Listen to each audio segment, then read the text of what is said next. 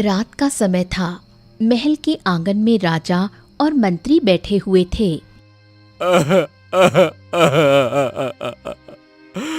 हे भगवान, ये क्या हो गया? अपने 2 दिन के जन्मे बच्चे को कैसे अपने हाथ से मार दूं? महारानी को जब ये पता लगेगा तो वो तो टूट ही जाएंगी।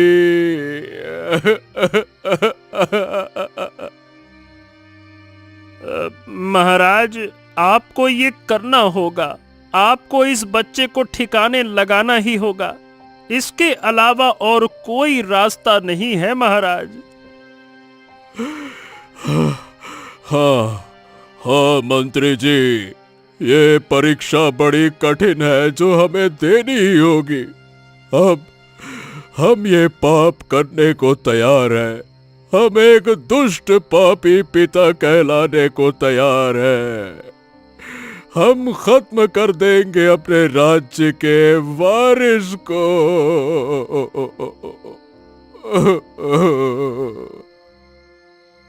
ये कहना राजा के लिए बहुत ही मुश्किल था।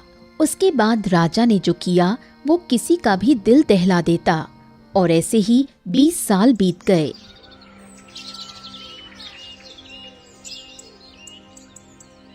उसी राज्य के गांव में 2 बहनें निशा और सुनैना अपनी बूढ़ी माँ सुलोचना के साथ रहती थीं।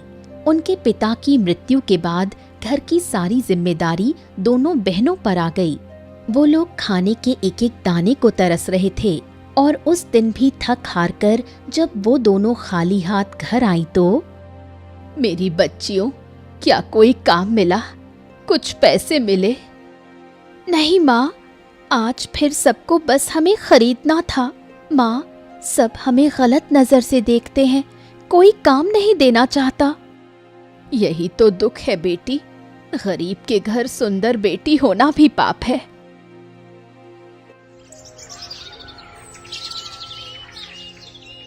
कुछ दिन बाद घर में खाने तक की किल्लत हो गई।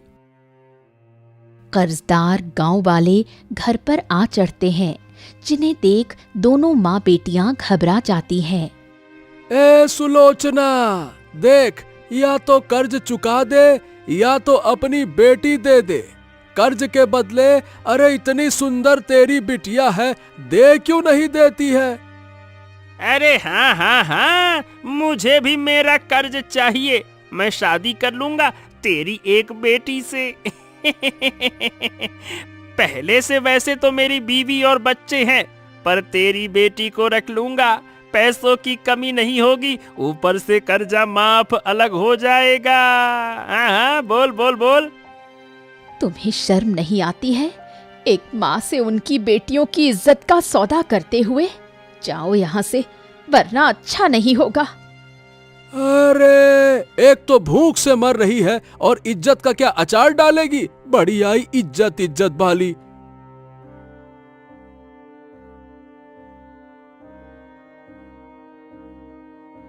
गांव वाले चले जाते हैं। सुलोचना टूट जाती है। मैं अब और नहीं सह सकती। मेरी वजह से मेरी बेटियां दुख झेल रही हैं। अरे क्या फायदा ऐसा जीवन जीकर, जब मैं अपनी ही बच्चियों की रक्षा नहीं कर सकती। इससे अच्छा मैं अपनी जान ही दे देती हूँ। सुलोचना अंदर जाकर जहर पी लेती है और गिर पड़ती है, जिसे देख सुनैना की चीख निकल जाती है। माँ, ये क्या कर लिया आपने? माँ, उठो ना। दीदी, माँ ने जहर पी लिया है, आप माँ का ध्यान रखना, मैं वैद्य जी को लेकर आती हूँ।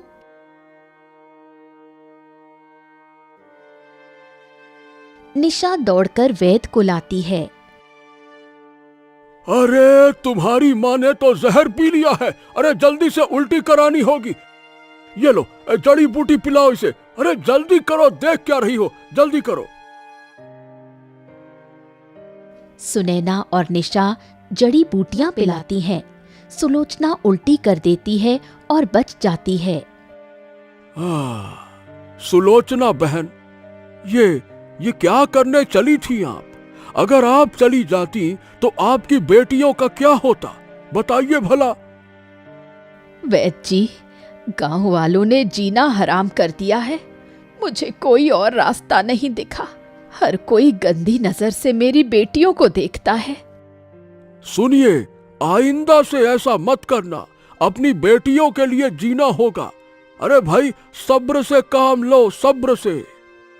माँ, आप हमें छोड़कर कभी मत जाना। हम दोनों तुम्हारे बिना नहीं रह सकते। हर गांव वाला तुम दोनों की खूबसूरती का फायदा उठाना चाहता है। हर कोई तुम्हें एक रोटी के बदले हासिल करना चाहता है। माँ, भगवान कोई ना कोई रास्ता जरूर निकालेंगे। उधर राजमहल में आज राजा की खुशी का ठिकाना नहीं था। आखिरकार आज वो समय आ ही गया महारानी। आज हमारी बेटी हमें वापस मिल जाएगी। अरे वाह। हाँ महाराज, सालों से अपनी राजकुमारी को देखने को तरस रहे थे। अब हम उससे बहुत जल्द मिलेंगे। हाँ महाराज, सालों पहले हमने राजकुमारी को एक गरीब परिवार में डाल दिया। खुद वो औरत भी नहीं जानती कि वो राजकुमारी है। उसको तो लगता है कि उसकी जुड़वा औलाद है, क्योंकि उस समय उस औरत के 2 बच्चे हुए थे, जिसमें एक बच्चा मर गया था और उसकी जगह हमने राजकुमारी को रख दिया था। हाँ मंत्री जी, संकट अभी टला नहीं है। राज्य पे बड़ा संकट आएगा, पर अब हम अपनी राजकुमारी से और दूर नहीं रह सकते। आप तुरंत जाएं और उसको लेकर आएं। हाँ महारानी, हम तुरंत ही अपने सिपाहियों को भेजते हैं राजकुमारी को वापस लाने के लिए। उधर उनके घर पर तभी जमींदार आ जाता है। अरे ओ सुलोचना, मैंने कल तक का समय दिया था। मेरे कर्ज के पैसे इस बार तुम चुकाओगी कि नहीं चुकाओगी, ये बताओ। जमींदार साहब, मैं कुछ दिनों में आपके पैसे चुका दूंगी। बस हमें कुछ दिनों का और वक्त दे दीजिए। अरे मैंने तुझे पूरे 4 सालों का वक्त दिया है। तेरा पति मर गया, पर उसने जो कर्जा लिया था अभी तक तुमने नहीं चुकाया। अब तुम्हें उसका कर्ज चुकाना ही पड़ेगा, चाहे जहां से हो। आज ही वो कर्ज दोगी, समझ गई? आप कैसी बातें कर रहे हैं? भला मैं इतना कर्ज कैसे दे सकती हूँ? बस हमें कुछ दिनों का वक्त दे दीजिए। नहीं नहीं नहीं नहीं नहीं नहीं, आज तो मैं तुम्हें कोई वक्त नहीं देने वाला। आज मैं ब्याज के तौर पर तुम्हारी बेटी को उठा ले जाता हूँ। अरे जब तक तुम कर्ज नहीं चुकाओगी, अरे तेरी बेटी मेरे घर का सारा काम करेगी। चल यहाँ से मेरे साथ चल। नहीं जमींदार साहब, ऐसा मत करिए। पहले से ही पूरे गांव वालों की मेरी बेटी पर गलत नियत है। अगर आप उसे उठा ले जाएंगे तो मेरी बड़ी बेटी भी सुरक्षित नहीं रहेगी। भगवान के लिए मुझ पर थोड़ा तरस खा लीजिए। अरे धत, मैं कोई तरस नहीं खाऊंगा, बहुत हो गया। ए लड़की, चल तू मेरे साथ। अरे चल, तू चुपचाप मेरे साथ मटकती है यहाँ वहाँ, चल। नहीं, मैं आपके साथ नहीं जाऊंगी। मैं अपनी माँ को अकेला नहीं छोड़ूंगी। भगवान के लिए मुझे छोड़ दो। तभी मंत्री के साथ राजा के कुछ सिपाही वहां आ जाते हैं। रुक जाओ जमींदार, तुमको इसकी सजा मिलेगी। अरे अरे मंत्री जी, आप यहाँ? हाँ, सालों पहले सुलोचना की एक बेटी मर गई थी, तब मैंने उसकी जगह राजकुमारी को यहाँ पे रख दिया, और आज हम अपनी राजकुमारी को लेने आए हैं। ये आप क्या कह रहे हैं? मेरी बेटी राजकुमारी है? ये कैसे हो गया? हाँ बहन जी, आपकी बेटी एक राजकुमारी है, और हमें लगता है कि आपकी बड़ी बेटी ही राजकुमारी है। ये सुनकर सुलोचना खुशी से भर जाती है। क्या मैं राजकुमारी हूँ? ये तो मेरा भाग्य ही बदल गया। मैं आपके साथ जरूर चलूंगी मंत्री जी। अब से मैं भी राजकुमारी हूँ। बेटी मत जा, अगर तू चली गई तो हम दोनों यहाँ सुरक्षित नहीं रह पाएंगे। गांव वालों को तो तू जानती है। माँ, थोड़ा सब्र करो, मैं राजकुमारी हूँ, मैं पहले जाऊंगी, फिर पक्का आप दोनों को भी ले जाऊंगी। आप लोग मेरा इंतजार करना। दीदी, अगर आप नहीं रहेंगी तो मैं माँ का ध्यान कैसे रखूंगी और गांव वालों का कैसे सामना करूंगी? आप हमें भी साथ ले चलो। अरे, मैंने कहा ना, मैं तुम दोनों को ले आऊंगी। बस अभी मैं अपने असली माता पिता से अकेले में मिलना चाहती हूँ। इतने वर्षों बाद मैं अपने माता पिता से मिलूंगी, इसलिए कुछ दिन मुझे उनके साथ रहने दीजिए। ठीक है बेटी, पर हमें भूल मत जाना। जल्दी आना बेटा। अरे ओ जमींदार, मेरी बात कान खोल के सुन ले। अगर तूने इनको परेशान किया तो तुझे कारावास में डाल दूंगा। हाँ, नहीं तो। चलिए राजकुमारी, महाराज आपका इंतजार कर रहे हैं, चलिए।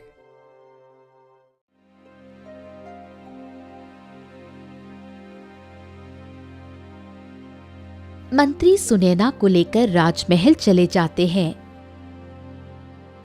वाह, ये महल कितना सुंदर है और मैं यहाँ रहूंगी। मेरे तो मजे ही मजे हैं।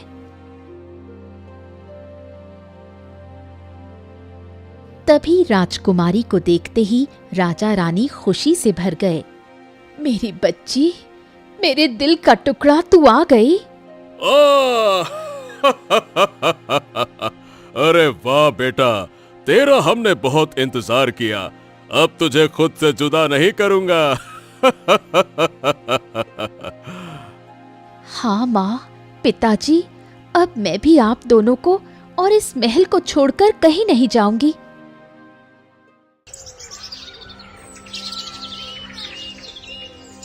और ऐसे ही कुछ दिन बीत गए। सुनैना महल की चमक धमक में खो गई। मेरी वो नकली माँ और वो मेरी सौतेली बहन, अरे अपनी खूबसूरती पर इतना इतराती थी वो। गांव के सारे अच्छे लड़के बस उसे ही देखते थे। माँ भी उसी को ज्यादा प्यार करती थी। अब मैं उनकी तरफ पलटकर देखूंगी भी नहीं।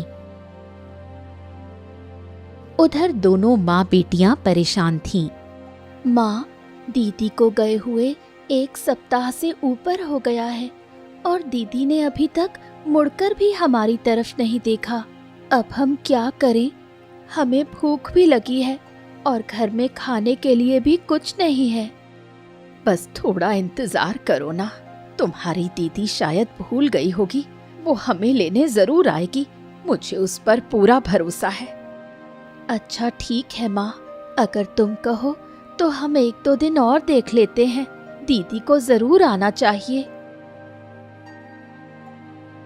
कुछ दिन और बीतते हैं पर सुनैना नहीं आती। बेटी, अब बस बहुत हो गया। भूख प्यास मुझसे बर्दाश्त नहीं होती। ऐसे तो हमें भीख मांगने की नौबत आ जाएगी। हाँ माँ, अगर हम खाना मांगने गए तो गांव वाले हमें ताने मारेंगे। इसलिए चलो हम दीदी के पास ही चलते हैं।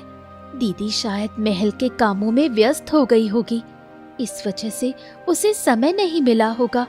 हम ही चलकर उससे मिल लेते हैं। हाँ बेटी, तुम सही कहती हो।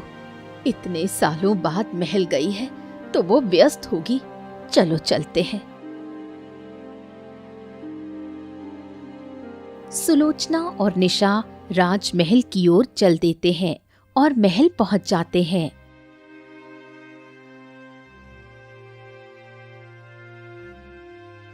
तुम दोनों को महल में घुसने किसने दिया? दीदी, ये आप कैसी बातें कर रही हो? मैं आपकी बहन हूँ। हमने कई दिनों तक आपका इंतजार किया पर आप नहीं आए। भूखे प्यासे खाने को एक दाना नहीं है। अब हम आपसे मिलने आए हैं। कौन सी बहन और कौन सी माँ? मुझे तुम दोनों से नफरत है। मैं राजकुमारी हूँ और तुम जैसे भिखारियों से दोस्ती कभी नहीं रखती। चली जाओ यहाँ से। बेटी, ये कैसी बातें कर रही है? इतने सालों का साथ तुम भूल गई क्या? तुझे मैंने माँ बनकर पाला है। यही इसका फल है। मैं राजकुमारी थी, पर तुम्हारी वजह से मुझे एक साधारण जिंदगी जीनी पड़ी। मैं अपना सब कुछ खो चुकी हूँ। तुम्हें इसकी सजा मिलेगी।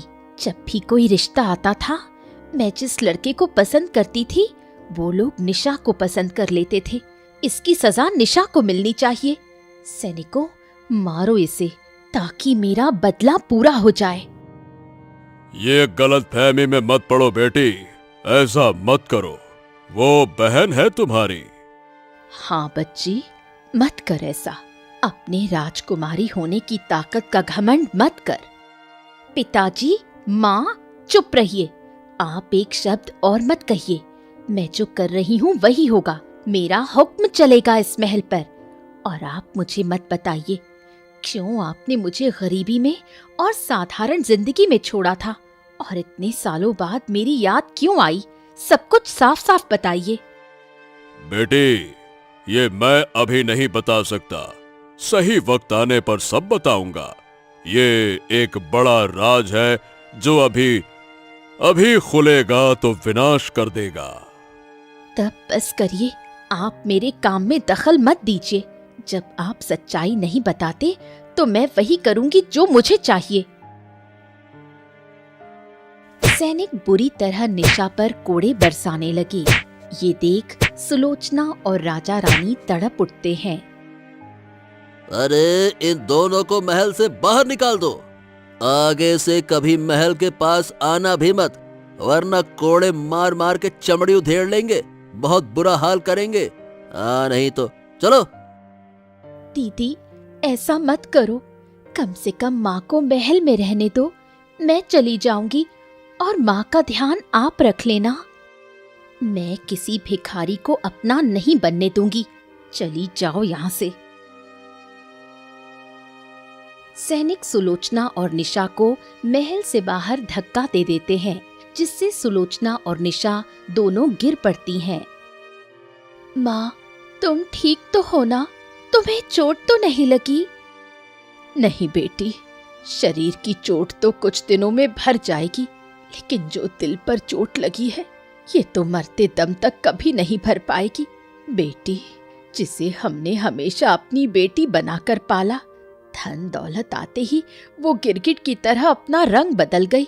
मुझे तो विश्वास ही नहीं हो रहा कि वो हमारी बेटी है, जो कभी हम दोनों के लिए अपनी जान देने को तैयार थी। माँ, शायद दीदी दौलत की चकाचौंध में अंधी हो गई है। वक्त आने पर उन्हें समझ आ जाएगा। अब चलो चलते हैं। हो इतनी बदसलूकी। हमारी राजकुमारी इतने वर्षों तक इन विचारों के साथ रही, और आज हमारे राजमहल में आते ही वो इतनी बदल गई। हो, हमें तो यकीन नहीं हो रहा कि वो हमारी ही राजकुमारी है। हाँ महाराज, इतने बरसों बाद हमें वो हमारी राजकुमारी मिली है, पर मुझे बिल्कुल खुशी नहीं हो रही। अंदर से कुछ अलग सा महसूस हो रहा है। ऐसा क्यों? रानी, हमने जिस वजह से अपनी राजकुमारी को उसके घर में छोड़ा था, लगता है उसी वजह से हम अपनी राजकुमारी का प्यार भी खो बैठे हैं। नहीं महाराज, भले ही हमने किसी वजह से उसे उनके घर छोड़ा था, पर मैं एक माँ हूँ। मैंने उसे 9 महीने पेट में रखा, फिर जन्म दिया है, लेकिन मुझे उसके होने का एहसास अभी तक नहीं हो पाया। पर ऐसा कैसे हो सकता है महाराज? हाँ, पता नहीं रानी, अब वही हमारी बेटी है और उसे ही तुम्हें अपनाना चाहिए। वहीं दूसरी तरफ निशा और सुलोचना दोनों अपने घर पहुंचती हैं। तभी जमींदार वहां आ जाता है। अरे, सीधी बात ये है कि अब तुम इस घर में नहीं रह सकती। मैंने सोचा था कि तुम्हारी बेटी को अपने कब्जे में रखूंगा तो मुझे अच्छे खासे पैसे मिलेंगे। अरे धत, पर वो तो राजकुमारी निकली और भाग गई राजमहल, और तुम भिखारियों को इस घर में रहने के लिए छोड़ दिया। लेकिन मेरी बात कान खोल के सुन लो, इस घर में तुम्हारा कोई अधिकार नहीं है। अरे चली जाओ यहाँ से, निकलो। नहीं, ऐसा मत करिए। हम कहाँ जाएंगे? हमें कुछ दिनों की मोहलत दे दीजिए। मोहलत ओहलत कुछ नहीं दूंगा।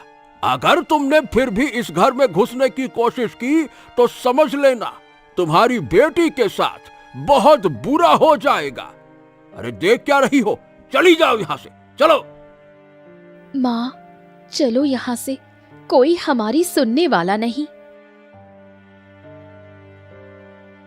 निशा अपनी माँ को लेकर जाने लगती है। वो जख्मी भी होती है। उसके हाथ पैरों पर कई निशान होते हैं। तभी दो गांव वाले उन्हें देखकर उनका मजाक उड़ाते हैं। बड़ी आई महलों की रहने वाली। देखा क्या हालत हो गई इन दोनों की। ना घर की रही, ना घाट की, ना राजमहल की रही, और ना ही अपनी झोपड़ी की। अब तो ये दोनों हो गई हैं सड़क की।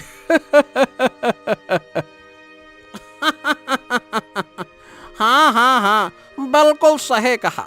अब तो हम जो चाहे इन्हें कर सकते हैं। आखिर ये हमारे गांव की अमानत है ना, क्यों? और नहीं तो क्या। अरे अब तो कोई रोकने वाला भी नहीं है। वो सुनैना थी तो थोड़ा लड़ जाया करती थी। अब इनका क्या होगा? अब तो हम इस निशा के साथ जो मन चाहे सो कर सकते हैं। तुम दोनों कुछ नहीं कर सकते। चले जाओ यहाँ से। अभी मैं जिंदा हूँ। मेरे जीते जी अपनी बेटी को कुछ नहीं होने दूंगी। अगर तुम दोनों ने ये बकवास बंद नहीं की तो मैं यही पत्थर उठाकर तुम दोनों का सर फोड़ दूंगी।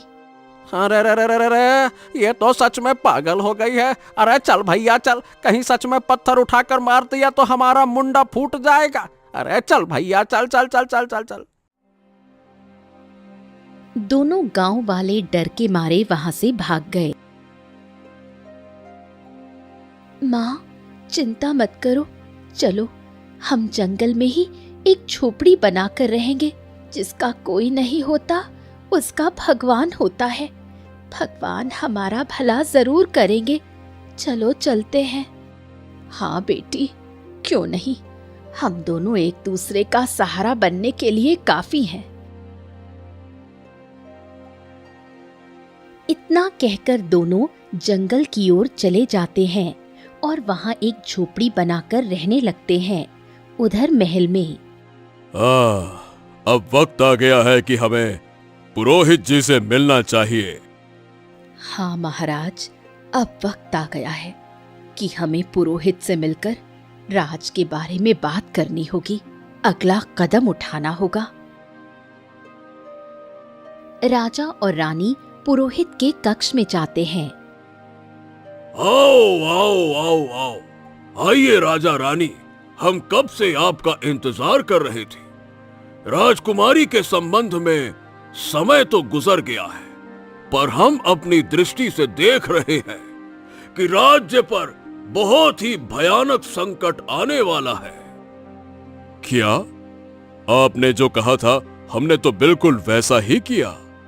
हाँ पुरोहित जी, आपने जो परसों पहले भविष्यवाणी की थी। आहा, आज तो मैं पिता बन जाऊंगा और ये मेरे लिए सबसे खूबसूरत पल होगा। हाँ, बच्चे के ग्रह नक्षत्र ठीक ही लग रहे हैं। बस महारानी सही वक्त पर बच्चे को जन्म दे दे, फिर तो आपके राज्य पर जो काला साया इतने समय से मंडरा रहा है उसका अंत हो जाएगा। उसी वक्त एक दासी दौड़ती हुई आती है। महाराज, महारानी को कब से पीड़ा हो रही है पर बच्चा नहीं हो पा रहा। महारानी को बहुत कष्ट झेलना पड़ रहा है। तभी अचानक जोरदार आंधी चलती है। राजमहल अंधकार में डूब जाता है। अनर्थ अनर्थ अनर्थ, ये तो अनर्थ हो गया। महाराज, हमारे राज्य पर कोई काला साया है जो संतान जन्म लेने वाली है। ये अपशगुनी संतान है। ये हमारे राज्य के लिए बिल्कुल ठीक नहीं है। क्या कहा आपने? ऐसा मत कहिए, ऐसा मत कहिए पुरोहित जी। मैं अपनी रानी, अपने राज्य के लिए कुछ भी कर सकता हूँ। बधाई हो महाराज, महारानी ने एक पुत्री को जन्म दिया है। हाँ, सच में मैं पिता बन गया। ये तो बहुत अच्छा हुआ। बहुत अशुभ हुआ महाराज, ये शुभ नहीं है। यदि ये बच्ची राजमहल में रहेगी तो राज्य पर घोर संकट आ सकता है। अकाल, मृत्यु, सुखार और रानी की मृत्यु भी अटल दिख रही है। मेरी भविष्यवाणी में ये सब दिखाई दे रहा है। इसीलिए इस राजकुमारी को अगर आप चाहते हैं कि राज्य सुरक्षित रहे तो गरीब के पास छोड़ना होगा। जब ये राजकुमारी 20 वर्ष की हो जाएगी तब उसे राजमहल में बुला लेना, तब मैं आगे का उपाय बताऊंगा। क्या बात कर रहे हैं पुरोहित जी? ये मेरी पहली संतान है, इसके बिना मैं कैसे रह पाऊंगा? ये आपको तय करना है। अपने राज्य को बचाना है, अपनी प्रजा को बचाना है या फिर नहीं। और अगर बचाना है तो ये तो करना पड़ेगा। पुरोहित ये कहकर चला जाता है। राजा रानी के पास जाता है। देखिए, मेरी पुत्री कितनी सुंदर है।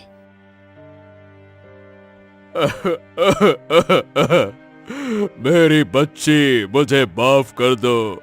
रानी, हमें राजकुमारी को एक गरीब की झोपड़ी में छोड़ना पड़ेगा, वो भी 20 वर्षों के लिए। आप क्या कह रहे हैं? अपनी संतान के साथ क्या आप ऐसा कर पाएंगे? अगर हम ऐसा नहीं करेंगे तो हमारे राज्य पर आफत आएगी और आपकी अकाल मृत्यु भी संभव है। हमें यह करना पड़ेगा। माफ कर दो रानी, माफ कर दो। पर आखिरी बार मेरी पुत्री का चेहरा तो दिखा दीजिए महाराज। मेरी बच्ची, 20 वर्षों तक तुम्हें कष्ट झेलने होंगे, पर याद रखना, तुम्हारे बिना हम चैन से नहीं रह पाएंगे। राजा बच्ची को मंत्री को सौंप देते हैं और एक गरीब घर में बच्ची को छोड़ आते हैं। महाराज, एक और बात बतानी है। वो संकट जिसके चलते हमने अपनी राजकुमारी को 20 वर्षों के लिए गरीबी में छोड़ दिया था, वो संकट फिर से आपके राज्य पर छा गया है। अब वही राजकुमारी खुद को बलिदान देकर ही इस संकट से आप सबको बचा सकते हैं। हो, ये कैसा अन्याय है पुरोहित जी। अगर कोई और रास्ता नहीं है तो ठीक है, हम ये करने को तैयार हैं। हम अपनी राजकुमारी को ऐसा करने के लिए जरूर कहेंगे। जो अभी आपके महल में बैठी लड़की है वो राजकुमारी नहीं है। क्या आप ये क्या कह रहे हैं? ऐसा नहीं हो सकता। मेरा मन कहता है, तभी मैंने कहा था कि कुछ तो है। असली राजकुमारी वो है जो अब भी गरीबों की जिंदगी जी रही है। वही तुम्हारी सच्ची पुत्री है। क्या? इसलिए मैं कह रही थी, जब उस लड़की पर अत्याचार ढाया जा रहा था तब मेरे भीतर से उसके लिए दर्द उठ रहा था, पर मैंने उसे दबा लिया क्योंकि स्थिति जटिल थी। पर अब सच सामने है, वो छोटी बेटी ही हमारी असली राजकुमारी है। तो जल्दी हमें अपनी असली राजकुमारी को बुलाना होगा। समय कम है, सिर्फ 2 दिन का वक्त है। 2 दिन में आपकी राजकुमारी को बलिदान देना होगा, तभी ये संकट टल सकता है। राजा उदास होकर राजमहल आता है।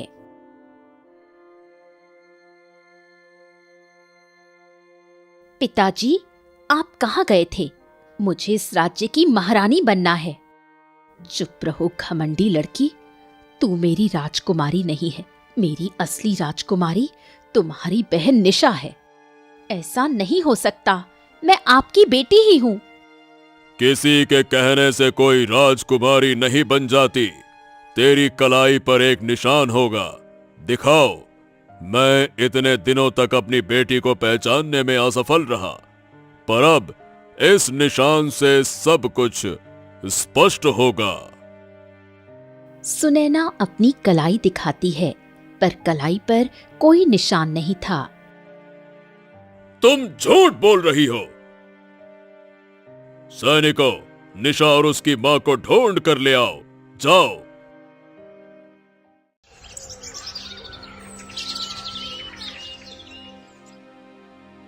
कुछ ही दिनों में सैनिक सुलोचना और निशा को पकड़कर राजमहल ले आते हैं। हमें यहाँ क्यों लाया गया है? शांत हो जाओ बेटी, शांत हो जाओ। तुम मेरी पुत्री हो और तुम्हें अब इस राज्य की राजकुमारी माना जाएगा। ये तुम्हारी बहन, ये तो एक साधारण लड़की है। क्या? नहीं नहीं, मैं राजकुमारी नहीं हूँ। वो तो सुनैना दीदी है। उसी समय पुरोहित कदम बढ़ाता है। नहीं पुत्री नहीं, तुम ही असली राजकुमारी हो। निशा, यदि तुम्हारे बलिदान से इस राज्य का संकट मिट सकता है तो ये राज्य खत्म होने को है। अगर तुमने बलिदान नहीं दिया तो पूरा राज्य संकट में आ जाएगा। ये पूरा राज्य तबाह हो जाएगा। एक एक बच्चा भूख से तड़पेगा, सब खत्म हो जाएगा। तुम्हें अपने आप को बलिदान देना होगा, तभी इस पर भारी संकट से सबको मुक्ति मिलेगी। भगवान के लिए कोई और रास्ता ढूंढिए पुजारी जी। सालों बाद हमें हमारी बच्ची मिली है, हम उसे नहीं खो सकते। नहीं महाराज नहीं, मैं आपकी पीड़ा समझ सकता हूं, पर राजकुमारी को अपना बलिदान देना ही होगा। यदि मेरे बलिदान से इस राज्य का कल्याण होगा तो मैं तैयार हूँ। मैं अपने आप को बलिदान देने के लिए तैयार हूँ। नहीं, ऐसा मत करिए महाराज। ये मेरी असली बेटी है। अगर इसे कुछ होगा तो मैं जीते जी मर जाऊंगी। भगवान के लिए मुझसे मेरी बच्ची मत छीनिए। कोई तो रास्ता होगा, फिर से मेरी गोद सूनी मत कीजिए। पिताजी, माँ जी और माँ, आप तीनों चिंता क्यों करते हो? मैं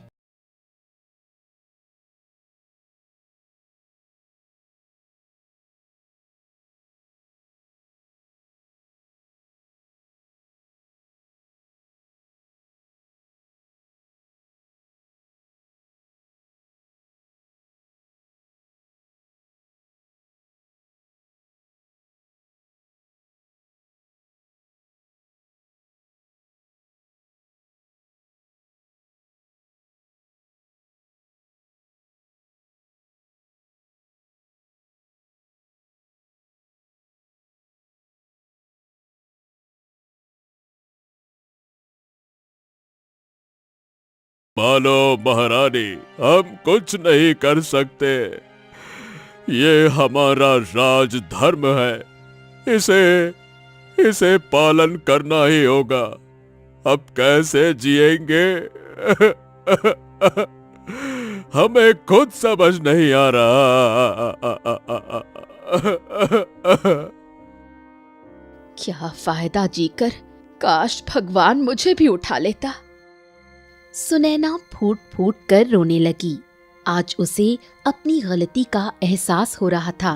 उसने सबका प्रेम खो दिया था।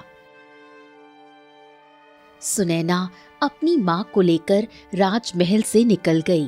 राजा रानी भी अपनी पुत्री के गम में फूट फूट कर रोते हैं। आज राज्य सुरक्षित था, पर दो माँओं की गोद सूनी हो गई थी।